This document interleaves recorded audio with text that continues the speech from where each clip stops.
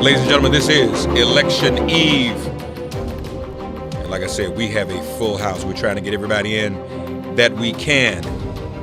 Joining us now, President and CEO of the National Newspaper Publishers Association, our black press around the world, and economist William Spriggs, professor of economics, chief economist for the AFL-CIO, professor of economics at Howard University, Dr. Benjamin Chavis and William Spriggs with us now.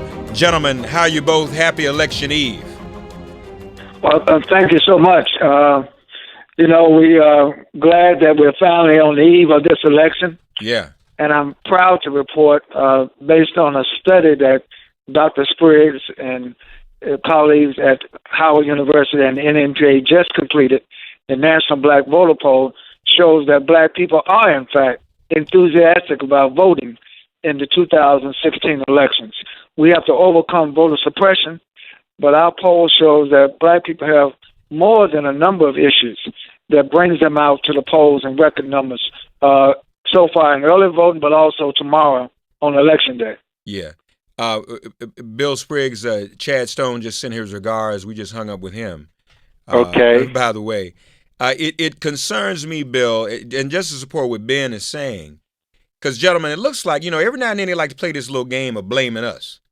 And I'm hearing this narrative. Oh, black folk not interested. Black folk not coming out to vote. But, Bill Spriggs, you all's study shows quite the opposite, doesn't it? It does, and I'm glad that Dr. Chavis and NNPA was willing to support us in getting it done, because it is important to document. Most of the polls have very few black people in the sample, right, and they can't ask detailed questions about them. This is the one time for black voters to actually have their voices heard. And the real story, I think, not only Dr. Chavis's point that people were saying they're going to vote. I mean, 95% of the registered voters, it was a poll of over 900 black registered voters, 95% said they were going to vote. More importantly, the younger millennials, those who only had last presidential election, 2012, as a chance to vote, 100% of them said that they were going to vote. Mm-hmm. And then the slightly older millennials who were around for both voting in 2008 and 2012, 88% of them said they were going to vote.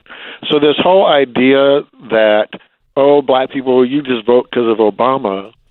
Well, first off, we asked how much race played a role in their vote with President Obama, and only 25% said it was race. They were voting on the issues that were before them. Right. They voted for him because of the issues, and without him on the ticket, we still have the same issues.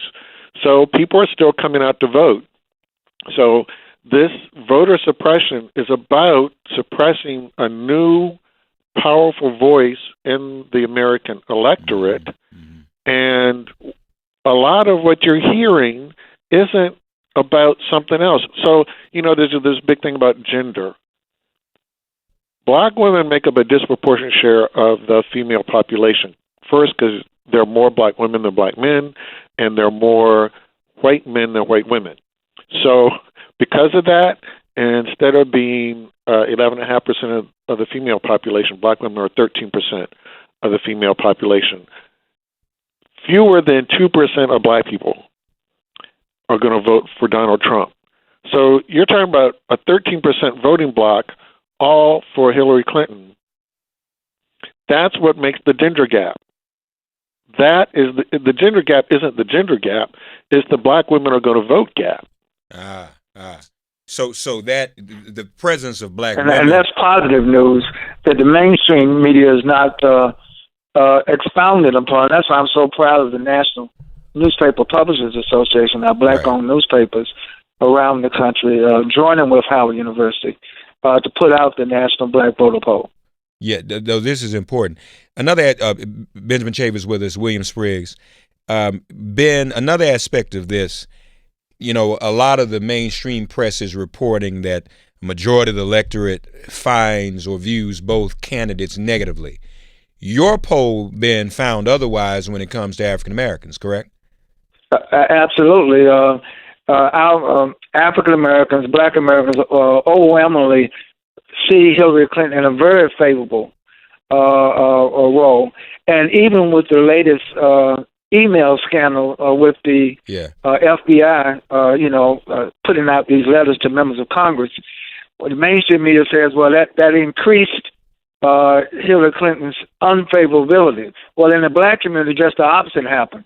Her favorability went up. Right. Because the FBI started raising questions about her, and their favorable opinion of Donald Trump went down to under 2%. It's about 1.5% now. Yeah, that's important to know. Bill Spriggs, those polled have positive feelings about the direction of the economy as well, don't they? Yes, they do. And again, one of the problems is, those of us with a lot of education and those of us who are pundits, we talk to each other and we begin to think we reflect the Black community. But when you actually poll the Black community, they understand that their unemployment rate has fallen dramatically under President Obama. They know that the share of Black people holding jobs has been going up faster than for whites. This is real. People are feeling it. And so their attitude about the economy is it's moving in the right directions. They're finally getting jobs. We had the BLS reporting that the record growth in median weekly earnings was for Black workers more than for any other group. So, Black people are reflecting what the data say. And unlike some other parts of the population who are so biased against President Obama that even when you give them a steak dinner, they don't want it. Yeah. Black folks are realizing, hey, things are going in the right direction, and without the bias against the president, that's how they feel. Bill, you said median weekly income is going up for African Americans. Did I hear you correctly? Median weekly earnings for Black workers. Why is that, went Bill? up. What's causing that? Well, the BLS reports on those who have full-time jobs. One of the things that has happened in the last year is a pickup in state employment. So many states practiced severe austerity during most of this recovery. And in the last year, state governments finally started hiring again. That disproportionately benefits African Americans who are disproportionately in the public sector. Mm-hmm. That was reflected in our poll as well. 30% of the workers were in the public sector, whereas overall, that's a smaller number for the population as a whole, is like 18%. Mm-hmm. So that change in the direction of the recovery has been helping African Americans, and it's been boosting our take-home pay for those who have full-time jobs. Benjamin Chavis, again, this shows the power of the Black vote. We make the difference. And if I heard Bill correctly, the very gender gap is due to the overwhelming presence of African American women in the overall electorate, correct? Absolutely, and we're so proud that Black women are at the forefront of social change and political change in America. They were at the forefront in 2008. They were at the forefront in 2012, and certainly they're going to remain at the forefront in 2016. That group, larger than any other ethnic or sector recognized in polling, is the most loyal, the most dedicated, and the most transformative when it comes to voting. There will be long lines tomorrow, Mark, and around the country. Yeah. But Black women, Black youth, Black men, Black families are going to stay at those polls no matter how long it takes to make sure that their votes are counted and make sure their votes are felt at the voting booth. And comrades, of course, this means us making that difference, us carrying the Democratic Party over the finish line, ought to give us more bargaining and negotiating power. After all, Hillary Clinton has said she wants to emulate Lyndon Johnson to Martin Luther King. So, I think that gives us an opening to say, hey, we carrying this over the finish line. Let's talk. Absolutely. We're going to be there before the election, during the election, and after the election. Yeah. And I want to just announce on your program that this poll is going so well between Howard University and the NNPA that I think we're going to continue to do black polling.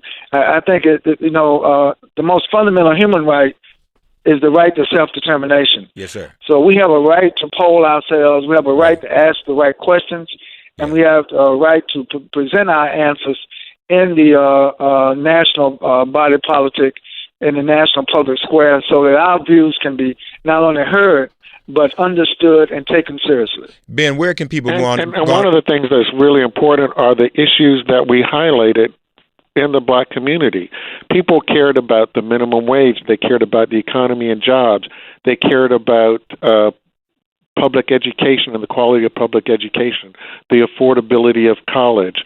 And, of course, we cared about racial justice and all the things that are going on with the police.